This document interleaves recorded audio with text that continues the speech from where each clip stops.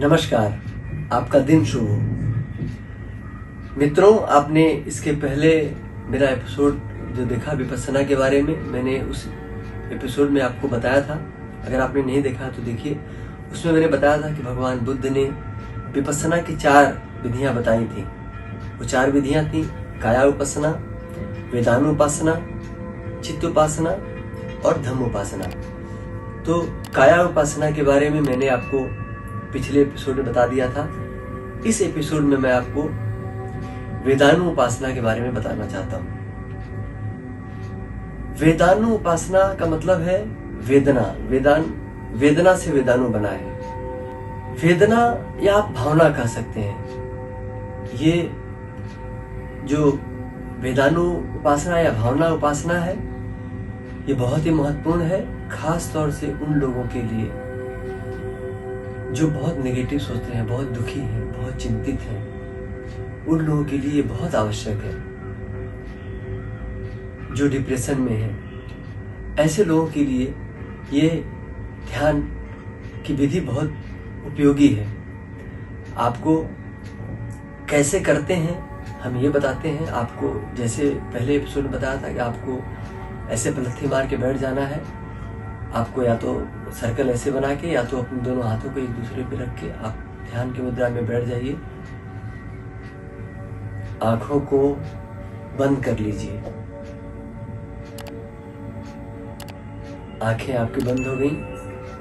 अब इस जो वेदानु उपासना है या भावना उपासना, भावना की विधि, अब आपको ध्यान से देखना है।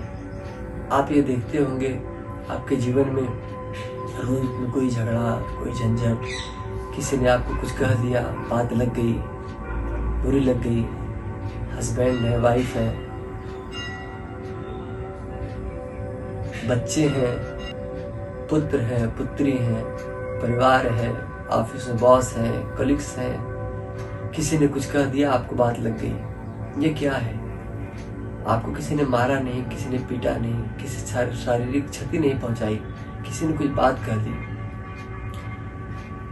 तो पेयर्स हैं, किसी का प्रेमी प्रेमिका है, उनके बीच ब्रेकअप हो जाता है, शादी टूट जाती है, कुछ अप्रिय हो जाता है, व्यापार में हानि हो जाती है। आप दुख से भर जाते हैं, वेदना से भर जाते हैं। उसे ही तो वेदना कहते हैं, जो आपको तकलीफ देती है। तो पहले 5 मिनट 2 मिनट सांसों पे ध्यान दे लीजिए। सांसें आ रही हैं, सांसें जा रही हैं। पिछले एपिसोड देख लीजिए, उसमें कैसे करते हैं। उसके बाद आपको इस दूसरे ध्यान की विधि, वेदानु उपासना या वेदानु ध्यान की विधि पे ध्यान देना है। ध्यान से देखिए आपके मस्तिष्क में क्या आ रहा है। किसी ने कुछ गलत कहा है जो आपको तकलीफ दे रहा है, या तो मानसिक आघात लगा है, या तो शारीरिक कोई कष्ट है। जो भी शरीर में आपकी वेदना है, दुख है, उस दुख को ध्यान से देखिए। बचपन से लेके आप आज तक आपको किसी ने कुछ कहा हो, कुछ अप्रिय कहा हो, जो अच्छा नहीं लगा हो, उसको ध्यान से देखिए। और ये विचार आपके मन में आ रहा है, उसको आने दीजिए। कोई प्रतिक्रिया नहीं देनी है, उसको ध्यान से देखिए। क्यों हुआ, कैसे हुआ, क्या हुआ, कोई प्रतिक्रिया नहीं। ध्यान से उसको सिर्फ देखिए। जब अपनी वेदना को और दर्द को ध्यान से देखते हैं तो विलीन होने लगता है। जैसे बूंद समुद्र में विलीन हो जाता है, नदियां समुद्र में विलीन हो जाती हैं, उसी तरीके से जब दर्द को, अपनी वेदना को आप ध्यान से देखते हैं तो वो विलीन होने लगती है इस संसार में, इस भंवर में। ध्यान से देखिए। किसी ने कुछ कह दिया है, आप तटस्थ भाव से उसको देखिए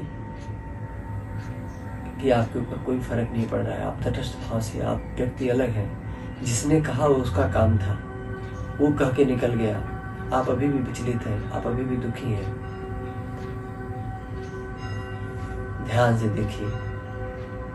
अगर आपके सर में दर्द है, उसे भी ध्यान से देखिए। शायद आपको पता नहीं होगा। विज्ञान कहता है कि सर में अगर कोई एक जगह, एक सुई की नोक के बराबर कहीं जगह कोई प्रॉब्लम होती है तो उससे पूरा आपका सर दर्द करता है। जब आपके दांतों में दर्द होता है तो पूरा सर दर्द करता है, जबकि एक जगह पे सिर्फ तकलीफ है। तो ध्यान से देखिए, अगर दर्द है तो शरीर में किस जगह पे दर्द है उसको ध्यान से देखिए, उसकी गहराई तक पहुंचिए। जब आप गहराई तक पहुंचेंगे तो पूरे सर में दर्द नहीं होगा। जिस जगह पे हो रहा है वहां पे सिर्फ छोटी सी चीज दिखेगी और आपको कष्ट नहीं होता है, आपका दर्द कम हो जाता है, दुख कम हो जाता है। ध्यान से देखिए, अपनी भावनाओं के ऊपर ध्यान केंद्रित करिए। आपका मन किन किन बातों से दुखी होता है। जब आप अपने भावनाओं को, अपनी वेदनाओं को ध्यान से देखते हैं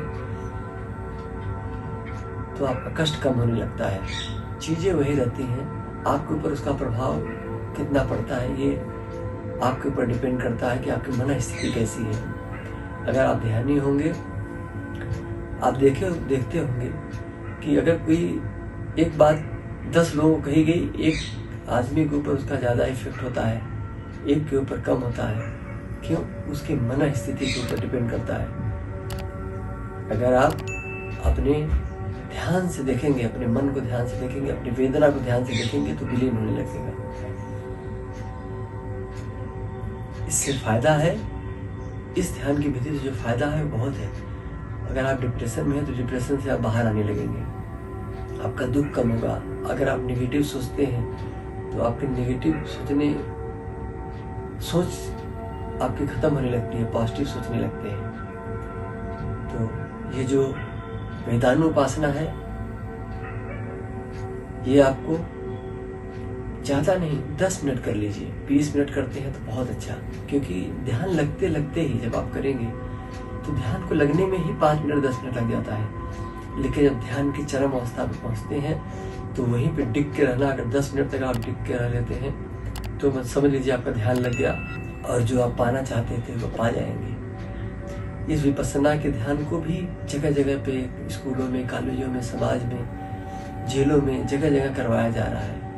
लोगों को बहुत लाभ हो रहा है। तो इस जो ध्यान की दूसरी विधि है इसके बारे में मैंने आपको संक्षेप में बताया, इससे क्या लाभ होते हैं, इसको कैसे किया जाता है।